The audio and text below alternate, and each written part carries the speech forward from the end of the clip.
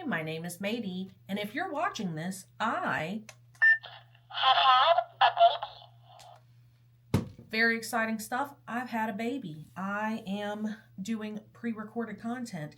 I'm sorry if that bothers you or if you're upset by that, but like your girl is recovering. I'm probably wearing a diaper right now. Who knows what I'm doing?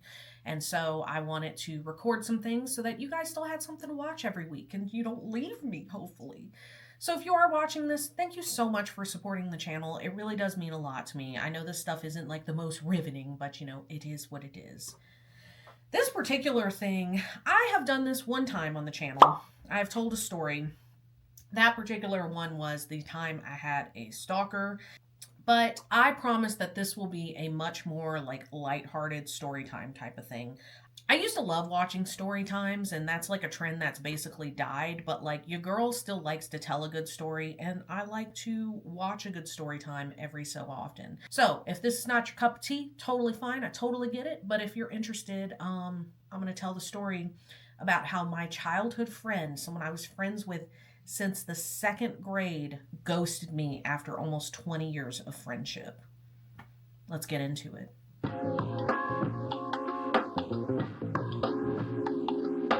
So I don't want to prattle on too long about the pre-story stuff, but I already know how I am, and I'm going to prattle on about it. We met when I was in the second grade. I moved in next door to him. We lived in a trailer park because we were poor. And so when I started going to school, we would befriend each other. We went to the same bus stop because obviously same neighborhood, and we became friends. It was very much a stereotypical like schoolyard type of friendship. Anytime I would go to his house pretty often to like hang out and play video games, he was friendly to me then. He would ignore me or be mean to me at school. I used to beat him up. Very stereotypical stuff. Good times. I mean, whatever. What can I say? And, as we grew up, whenever we were teens/tweens, I'll say this is the tween phase, that finally did slowly stop and we had like a real friendship. He kind of grew up a little, I grew up a little. I still used to beat the crap out of him for a long time. I'm not proud of that. I was a child, but still, just for the sake of like being clear about, I don't know, the story, I don't know. And so we actually did briefly date in junior high when we were in 7th grade. We dated for like 6 months. And I broke up with him and whatever. But there was like this weird expectation from the adults in our lives that we were going to be together when we were older. And it really did shape my view, even to this day, of what opposite sex friendships mean. And I could prattle on about this for quite a while, but like, yeah, other than when we dated briefly, it really would bother me that people just expected that we would be together. And it was really annoying when I would date someone or he would date someone and they were like, oh. And anytime I would date someone, if they had an issue with my friendship, I would basically tell them to get over it. I would be like, look, I understand. We can talk about it, but that is my friend. That's been my friend since the 2nd grade. Nothing's going on there. And that's just the way it's going to be. If there's something specific you're uncomfortable about, we can talk about it. But if just our friendship in general makes you uncomfortable, you're going to have to get over it. And I would like to say that this friend, and actually I'm in the story and I haven't even named this friend.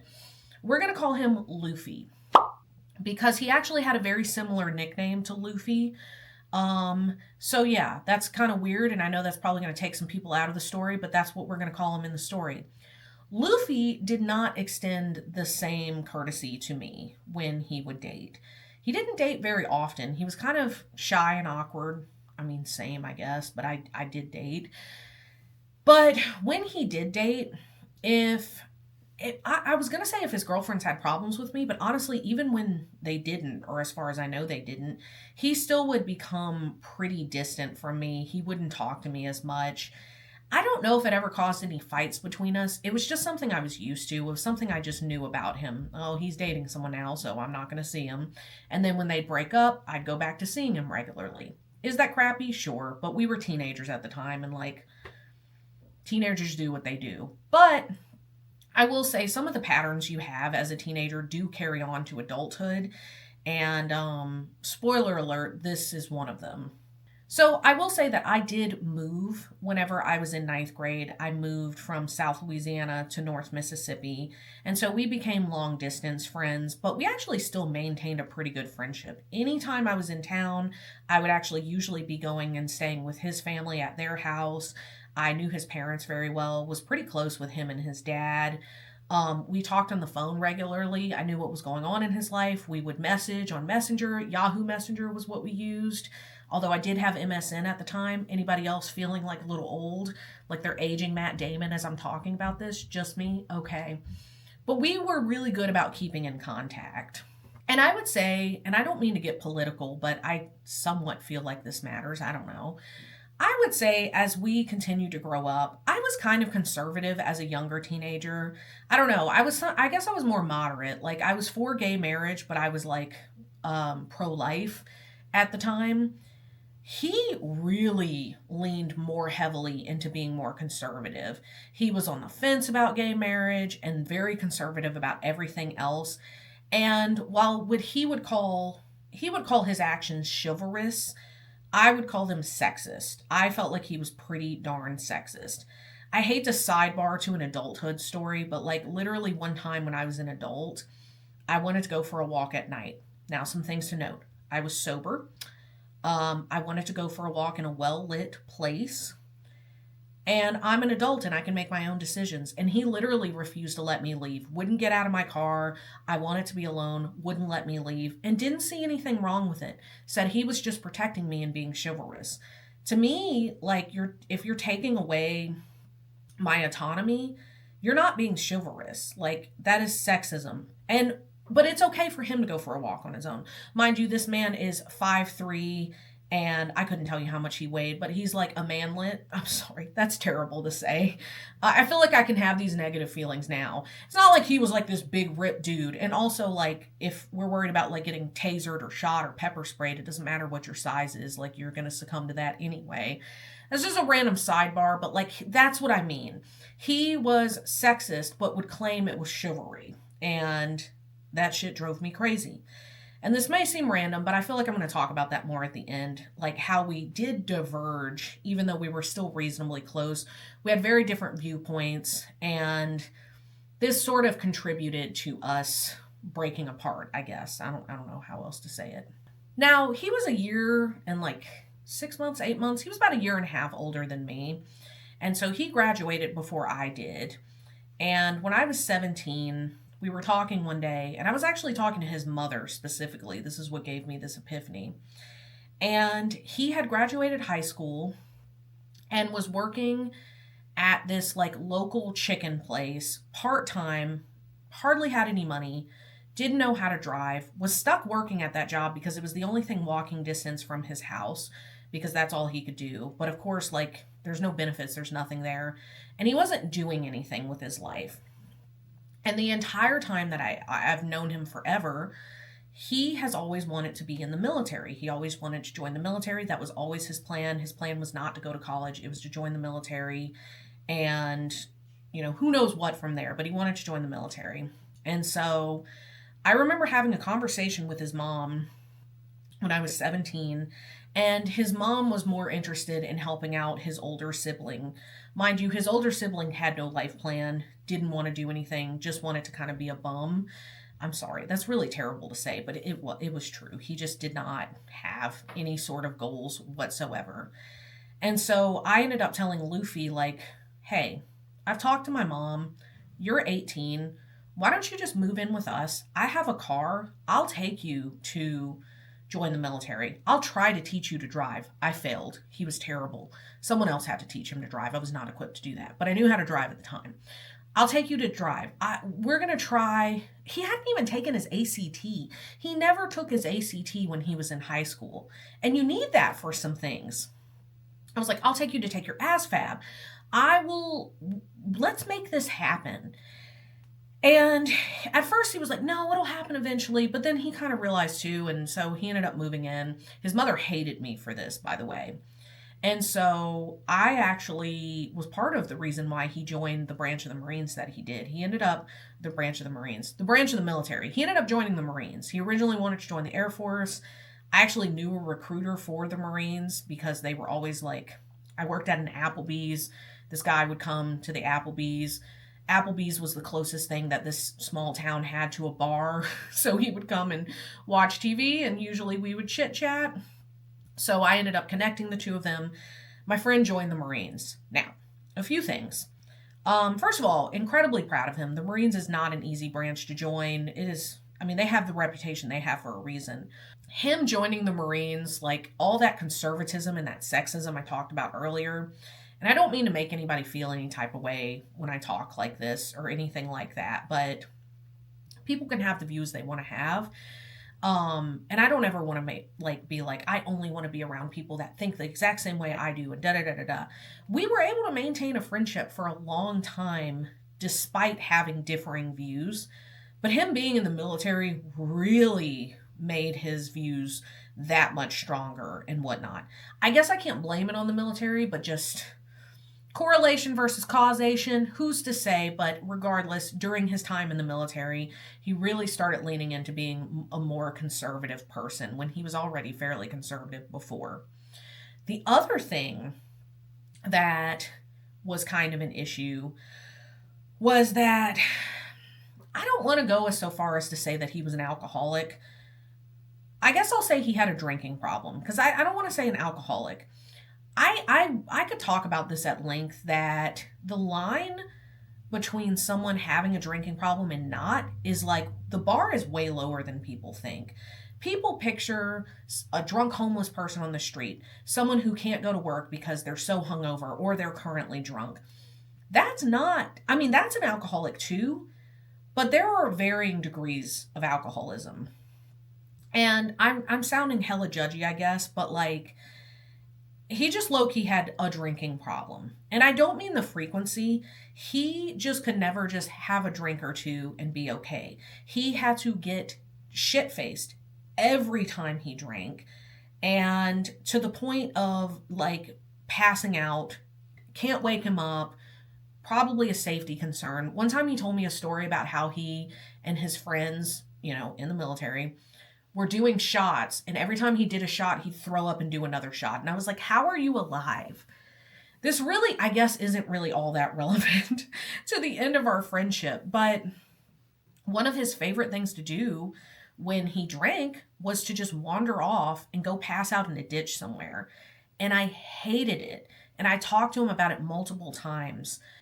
I have experienced having to look for someone who was missing and not knowing where they were and if they were okay. It's not a fun experience. And this all was taking place after. And I talked to him multiple times, and he repeatedly told me he didn't think that that was an issue, that was fine. Who cares? It would be different if I did it. This goes back to the whole chivalry thing. I can't do that. That's messed up. Something could happen to me. But he never felt like something could happen to him because he was a man. You feel me? Maybe? Okay. But I talked to him multiple times that this is not only an unsafe thing that you're doing, but it's deeply triggering to me to know that we could be like hanging out, a big group of friends. I look up and you're gone, and who the hell knows where you are because you're laying in a ditch somewhere. Never once did he apologize. Never once did he feel sorry about it. Didn't understand like that's an issue. Nothing. And I'm not trying to like villainize him because he's not like a horrible, horrible person or anything. People are complicated and they're multifaceted. I don't know. I don't think he's a bad person, but this was a bad thing that he was doing that he did not care how it affected me. Okay. I've been rambling on, and I haven't even gotten into what happened and what ended up being the end of our friendship. So, whenever he was in the military, and he actually was stationed in Hawaii, which is pretty freaking awesome. I, was living my own life. I was in college. I lived in Mississippi, and I made friends. And I made friends with this one girl, and she was like this sweet church girl. And we're going to call her Teresa because Mother Teresa, I guess. We're going to call her Teresa. And so Theresa always seemed really sweet. I actually worked with her at multiple odd jobs because, of course, I had tons of odd jobs in college. She always seemed really nice. She was conservative. She was down to earth. The vibes were vibing. I don't know. She was just a nice, sweet girl. She wasn't, somebody I would ever be especially close to, but I would consider her a friend. And even before he ended up moving back from Hawaii, once he finished, his service in the Marines and went into the reserves, I would tell her, I have a friend who would be great for you. Now, Luffy would be single for like swaths of time, long periods of time. And anytime he was single, it was sad. He did not like being single. He was always lonely, always wanted to be with someone. I don't know. Just, he always, like, from the time we were teenagers, he just, yeah, he just always was sad when he didn't have a girlfriend, which was fairly often. I'm not trying to shade, but he was just kind of a socially awkward person. Took him a while to open up. Honestly, in an alternate universe, he would probably give some a little bit of incel vibes. I mean, he never was like, women owe it to me, but he often lamented about being single and alone. And this definitely contributed to kind of what I was talking about earlier, where when he was dating someone, he just, instead of establishing boundaries the way I did when I was dating someone, he would be super distant from me. Theresa also was chronically single. She didn't date anyone the entire time that I knew her until she and Luffy got together, because spoiler alert, that's what happened. However, she was actually very content. She was very guarded when it came to dating and men. She was kind of picky and, I mean, go off, girl. That's fine. That's on you. That's up to you. So whenever I would say this, she would just kind of laugh me off like, no thanks, not interested. And so eventually Luffy was finishing up his time in the Marines. He was going to go into the reserves, and we were talking about what he wanted to do. And he was like, I like where you live in South Mississippi. I don't really want to move back to our hometown in Louisiana. And his family was living, like, not even living in our hometown. They were living in a more rural place. He's like, I don't really want to move there either. I think there are more job opportunities. Could we potentially move in together and, while I kind of, start my civilian life? And I said, sure. No, I did. I want to say at the time it was me, my boyfriend at the time, and him that were all living together. I know for a little bit it was me, my female roommate, and him. And then eventually she moved out. And it was, regardless, we didn't live alone together, if that matters to anyone. It doesn't matter to me because, again, like, I just did not see him that way. So he ended up moving. And I would regularly tell Theresa, like, hey, like, I really do think you guys would be great together, blah, blah, blah. And she repeatedly told me she wasn't interested. And, like, here's the thing. I'm a meddler. Well, I don't know that I'm a meddler anymore, but I was at the time. So I would be like, well, would you have an issue with, like, all of us hanging out together in, like, a group setting, maybe some other people? And she was like, yeah, of course not. And so slowly but surely, we would hang out, all of us. And then sometimes we would hang out just the three of us and, like, play cards, do stuff like that. And I never, like, put any pressure, like, you two would be cute together. But I did, mention to Luffy, like, hey, I think Theresa would be a really good fit for you because they had similar viewpoints in life and all this stuff.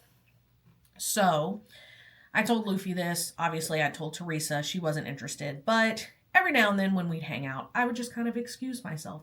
Oh, I have to go to the bathroom, this and that. And slowly but surely, they started talking more and more. They started talking and hanging out without me, which sounds like they were hanging out without me, but that was literally my goal. It was literally my goal. So I set them up. I meddled. I was bad. But as goes his pattern, whenever he and Theresa got serious, he became very distant from me. And what I'm about to say next is going to sound incredibly petty, but he was, how do I put this? Because he was of traditional family values and he was a traditional man, he was kind of useless at a lot of things. And so, like, I remember there was a point in our friendship and during this time where I was like, literally all the big things he has in his life that are going for him are because of me. The only exception would have been his job. He did have a job that he got on his own. But, like, he got his girlfriend because I meddled. He really, really wanted a dog, and this dog is relevant. He wanted a dog, and this was actually before him and Theresa got together. I was the one that made that happen. I contacted someone on Facebook, drove him out to meet them, and he adopted this adorable boxer German Shepherd puppy. And even his apartment, whenever I decided I wanted to move, I wanted to live just with my boyfriend at the time, didn't want to live with him anymore, just kind of, wanted to. At this point, I'd graduated college. I was feeling more of an adultier adult. I didn't really want to have roommates anymore, which, funnily enough, I still had a roommate after that, but complicated how that all went down. I was the one that helped him find somebody to sublet from and did all this stuff. And so he was just, I don't know. I've talked about this. I deem it like useless husband syndrome, where like he would just, I don't know. He just was kind of useless. I'm sorry. That sounds terrible to say. And I'm trying, some of this is relevant and some of this is just me venting. I remember one time, for instance, he had to get his license for the state that we were in. We were in Mississippi. He had to get his Mississippi license. And he was like, can you look into what I need to do that? Like, what kind of paperwork? And I was like, no. And he's like, what do you mean no? And I was like, I'm going to do the exact same thing you're going to do. I'm going to Google it. You can Google it. What am I, your assistant? And he got very offended by that. Like, whatever. When we were roommates, horrible about cleaning, was just didn't feel like, and he never was like, this is woman's work. He never said that, but like, he just clearly didn't feel like he had to at all. Regardless, life started changing. Him and Theresa started dating. He moved out. He was subletting. Life was good. But this one thing happened that I was not expecting, which was I ran into a mutual friend of me and Theresa's. We were hanging out, and I mentioned, oh, by the way, I set up Theresa and Luffy, and they're doing great. And like, look at me go. And this mutual friend was like, why would you do that? And I'm like, what do you mean, why would I do that? And she was like, Theresa's crazy. I'm like, what do you mean she's crazy? She's so sweet. What are you talking about? And so she proceeds to tell me all these stories about Theresa and Theresa's roommate. And I knew Theresa's roommate. And I knew that they lived together and they had some kind of falling apart or whatever. And the roommate moved out. But like, just because you have a falling apart or what is the word I'm looking for? Come apart with someone? Just because you have a falling out with someone doesn't mean like either person is necessarily a bad person. And it wasn't my business, so I didn't know the details. Well, apparently Theresa, despite her name being Theresa, like Mother Teresa, after they stopped being roommates, went and ripped off her roommate's St. Jude's Children's Hospital sticker off of her car and egged her car when she found it in the parking lot. Yeah, among many other things. I feel like this story's long enough, but this mutual friend really gave me like the business about Theresa. Things I had no idea. And now I regret meddling a little bit. I definitely did at the time. Now, did I run to Luffy and be like, Theresa's crazy? Absolutely not. Because here's the thing. They were in a deep, committed relationship already, number one. Number two, Theresa would have had to set him on fire to get him to break up with her. Because again, remember, he was chronically alone, chronically single, chronically lonely. He hated it. And so I knew him. I've known him forever at this point. I don't think we quite made it to 20 years, but I mean, we were well over like a 15-year friendship. I knew he would never break up with her. So I did not go running off to Luffy like, oh my God, Theresa's crazy. You have to break up with her.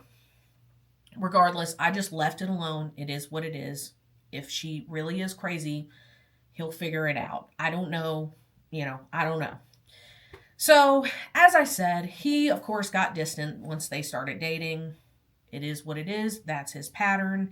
He would ask for favors every few months, mainly like dog sitting and stuff. Now, I mentioned before that the dog would be relevant, and the dog is relevant to the story. When him and Theresa first started dating, we were all still roommates, and I did not like the way he was with his dog, because it got to the point where he had his dog kenneled at home. He would be gone all day. Now, granted, I did try to help out with the dog as much as I could. However, I had a night shift job. I worked 12-hour shifts. So on the days that I would work back to back, I did not have a lot of time to deal with the dog. And so he would have his dog kenneled all day while he was at work. And that is a reality for a lot of people. I would never have gotten a dog of my own because I would have known that that's not fair to kennel your dog for 12 hours. He had an 8-hour job, to be clear. He had like a 8 to 5 or 9 to 5 or whatever. So I guess really a 9-hour job. But he would have his dog kenneled. He'd feed her breakfast in the morning, take her out, maybe like let her run some energy off, kennel her for the day while he went to work. And then he would come home, and when he started dating Theresa, let her out, feed her dinner, and then put her back in the kennel and go to Theresa's for pretty much the whole evening/night. And so I brought up to him multiple times, I'm concerned. At most, this dog is spending like 4 hours outside of her kennel on the days that I'm working. And that's like neglect. That is animal neglect. I really feel like I should have trigger warning that. I'm really sorry if that's like really upsetting for anybody to hear. But I did bring up the concerns of like, that's neglect. You're neglecting. And he was very dismissive. He was irritated. No, she doesn't spend that much time in her kennel. And I literally was like, I want you to walk me through the hour she's out of her kennel then. Of course he refused. And so eventually when he moved out on his own, he ended up getting laid off from his job. And he got a new job doing like, well, it doesn't matter what he was doing. I fear sharing too many details. But basically, this job, he actually had to be out of town like Sunday night through Thursday. And then Friday through Sunday, evening, he was home. And so he asked me if I could basically take his dog. Now, he had already asked me for favors before, like if he would go out of town, if I could go and feed and walk his dog twice a day. And I would try to help, and I would usually be just hang out in his apartment. But he also didn't want me like using his bathroom or anything. It was really weird. It was weird. And so I would try to help out, but eventually I got resentful because I realized the only times he was ever reaching out to me was when he needed favors, usually around his dog. So at this point, I say all this to say our friendship was not in a great place as it was. It just was not. It wasn't in a bad place. It just was what it was. So I don't know. I just want to provide that for context. But when he asked me to start taking his dog for, 4 or 5 days, I was like, I can't do that. Technically, my apartment doesn't allow for dogs, big dogs specifically. I'm like, your dog is very energetic. She was too much because the poor thing was neurotic from being stuck in a kennel all the time. But she was strong because she was a big dog. She could borderline pull me down from the leash. Anytime I had to go take care of her, I would have whelps up and down my arm because she would jump and scratch me. Loved her, sweet dog. It was a lot for me to do that. I'd also just gotten a puppy of my own. And so I just knew that she would not do well with that puppy because she would hurt the dog because she was too energetic. Because again, bless her heart, she's neurotic from being stuck inside all the time. So I told him.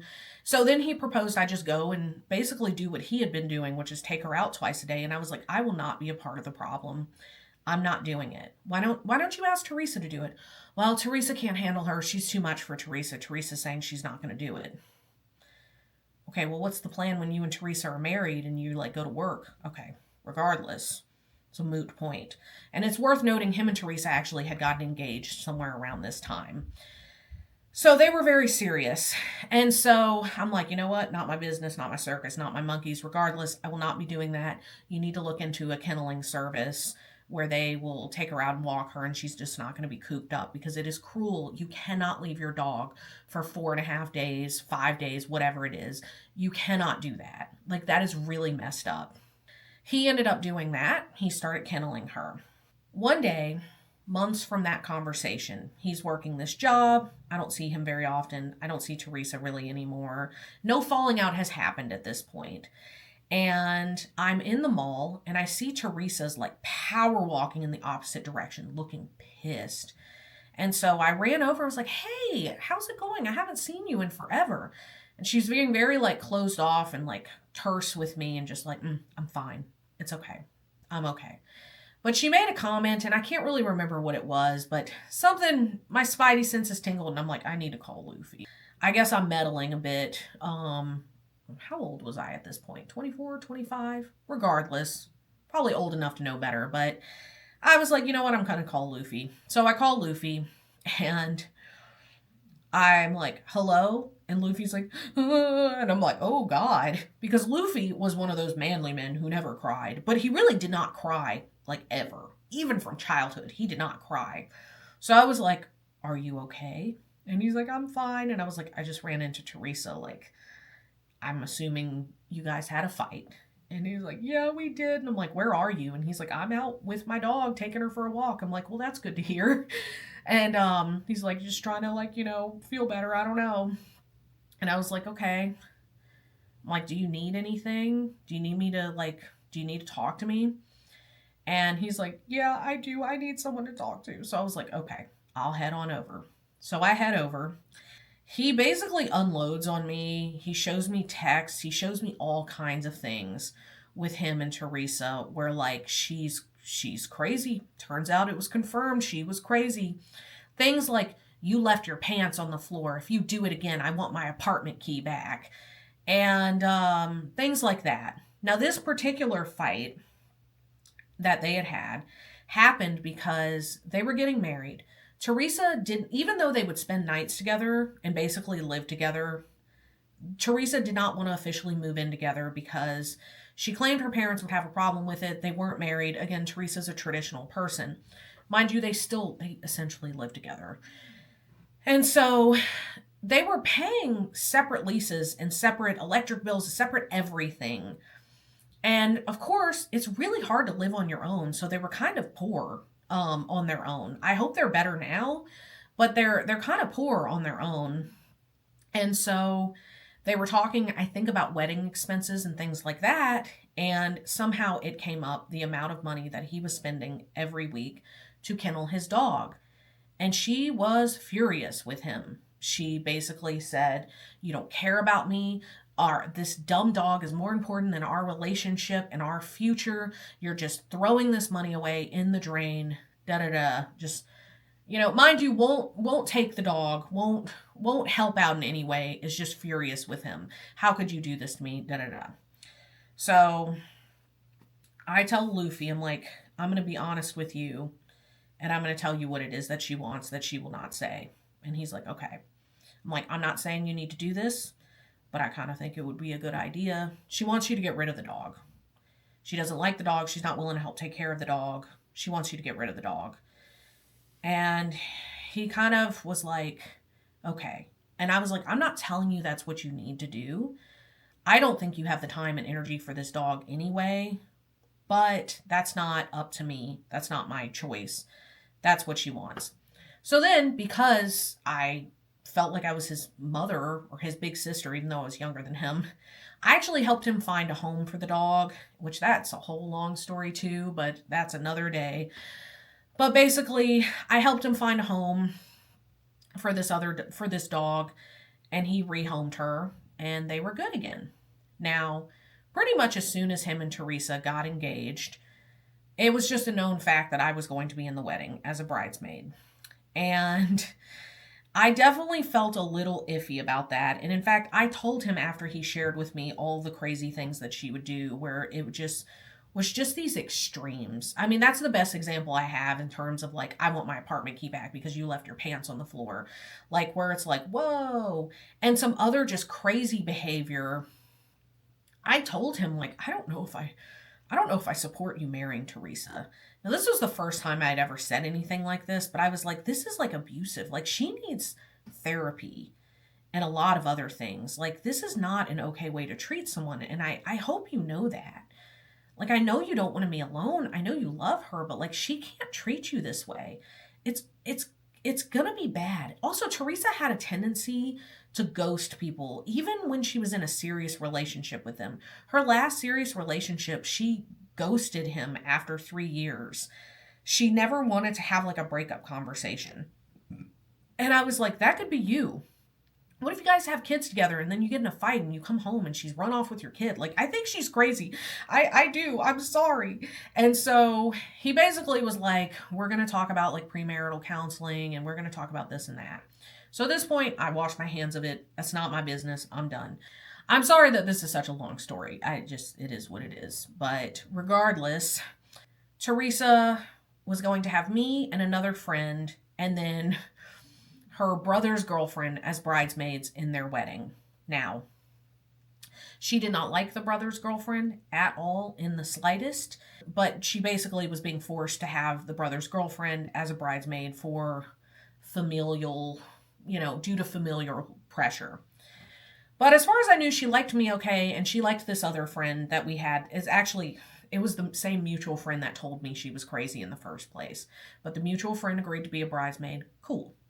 So Theresa tells us, hey, for the wedding, I just want a blue dress. I just want you guys to wear blue dresses, something nice, da da da. I don't care what it is. I don't care what shade. I'd prefer people have different shades. So me and this other mutual friend both already had blue dresses in mind. Mine I had worn for a previous wedding. I actually think it was the same for the mutual friend. But mine, I had to have it taken in. I had to have it altered in some way. And I can't remember the friend's situation either. So me and this mutual friend were on a bachelorette party trip for a different friend who was getting married. And Theresa texts us out of the blue and is like, here's the dress I want you guys to have. And it's this $200 dress from David's Bridal. Now, anytime I've ever been asked to be part of a wedding, I always ask what the expectations are, financially, trip-wise, whatever. Because wedding culture has gotten insane, and I'm not going to agree to do something that's going to that's going to put financial strain on me. Like, yes, I want to be there for you. I want to support your big day, but not at the cost of like going into debt or something. Not that a $200 dress would be worth it, but I was instantly annoyed because I was like, you approved this dress and I already paid to have it taken in. No, I'm not. And so, of course, me and the mutual friend are talking, and I'm like, am I crazy? She told us any blue dress. And she's like, yeah, I already have mine. And so I text Theresa, and Theresa was not nice about it. She basically was like, too bad, so sad, I changed my mind. She gave some weird excuse like, I did say that, but, I don't even know. And I just kind of was like, well, I don't know what to tell you. Like, are you going to reimburse me for having the other dress taken in? No, why would I need to do that? And so I was like, she threw the ultimatum, I think, like, if you can't do this, you can't be part of the wedding. And me and the mutual friend basically agreed, because we were able to have the conversation right there, like, I guess we're not going to be part of the wedding because the way you're coming at this is really disrespectful. You could have come at this a better way. So I knew as soon as I threw that gauntlet down, though, I'm like, oh, things are going to be bad with Luffy and everything. And I already had some trepidations about standing up there and being like, I co-sign on this marriage too. Like, I support this marriage. I did have some, like, once I found out she was crazy. But, ultimately that wasn't going to be my decision. I was going to try to support my friend. So I ended up calling him and talking to him. And I was like, look, I'm really sorry. I don't mean to rock the boat. It's just, I can show you text message proof, as can the mutual friend, that she agreed it was fine if we had this one dress. And he was very understanding, was like, I understand, da da da. And I was like, well, I'm just afraid. Like, I'm afraid. Now, at this point, once he and I had a conversation, she started blowing me up. She started calling me repeatedly to the point that I blocked her number. Now, I don't know if this is true now, but at the time, when someone's number is blocked, they can still leave you a voicemail. That was what it was for me. So, as I said, we were at another friend's bachelorette party. We went down to the pool. I just left my phone upstairs to try to forget about everything because it was stressing me out, because I was worried about my friendship with Luffy. Like, yes, there was distance between us. We hadn't been talking as much, and we already, had those differing views and values that I kind of mentioned early in the video. That didn't mean I wanted our friendship to end, you know? And so I come back upstairs and I see I have a voicemail, but no missed calls.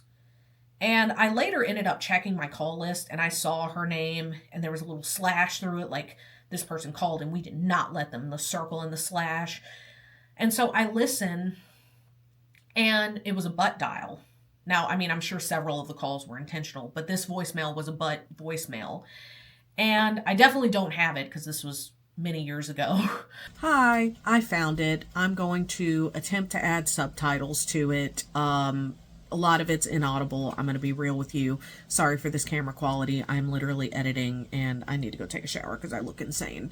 But yes, I found it. 1 sent. First saved message.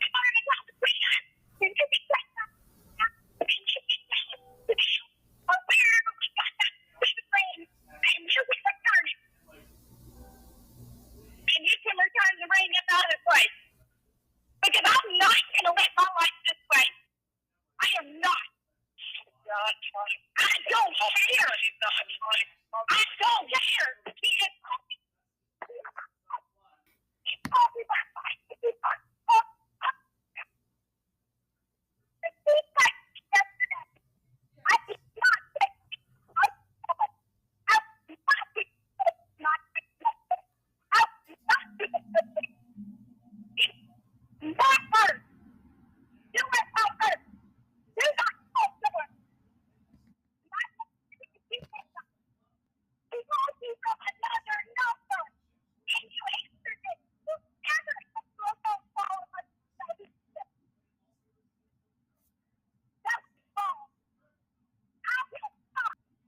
End of message. Now you're like, well, Maddie, is this where the ghosting happened? It's not. So I gave it a few weeks and I called him one day and he answered and I was like, hey, I got that voicemail from Theresa and I'm worried. And he basically reassured me, like, there's nothing to worry about. Like, yeah, she's really angry and she's upset, but like, it is what it is. We're friends and we're good. And then he very abruptly got off the phone. And that was the last time I ever heard from him. Ever. I will say that I did see him one other time. I was at work and I don't want to provide too many details because I don't want to like say where I was working, but basically he came into my job. I don't even know if he realized I worked there or not. I really can't remember if he expected to run into me, but I saw him from a distance. And at this point, it was a couple years later, and I opted not to talk to him. But when he saw me, his jaw tightened visibly. He looked upset, but we never spoke. To be honest, and maybe I'm wrong for this, if he had come to me and said, hey, listen, I talked to Theresa. She's not budging on this. I know she basically doesn't want me to be friends with you. This girl is my future. This girl, I'm going to marry this girl, regardless of the giant glaring red flags. I'm going to marry this girl. I can't have a friendship with you, and I'm sorry. That would be one thing. Now, I was kind of preparing for that, but I can't promise I would have had the most mature response or reaction at the time. I don't know. But it definitely, anything would have been better than a ghosting. The fact that he ghosted, this guy who like swears that he's so like, I'm chivalrous, I'm this, I am a person of honor, and then he ghosted is pretty shitty. And I'm sure there's lots of things that he says to himself that like justifies this, well. But I still, yeah. And I'm sorry that's such a lame ending, but that's such a lame ending to, a really long friendship that we had. How old are you in second grade? You're like 7 years old. And we stopped being friends when I was like, I think maybe 24 or 25. It's not a good look. It's not great. I'm not going to lie. So, yeah, again, sorry for such a lame ending, but that was how our friendship ended. Very lamely and just...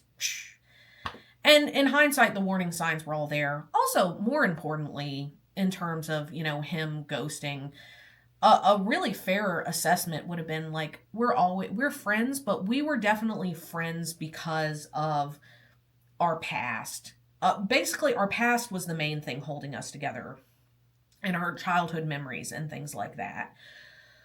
Our As present day, we are very different people. We have different beliefs. We have different everything. So that would have been a fair thing to say too. Like, hey, we're not even that close anymore because, you know, we just have gone different ways in life.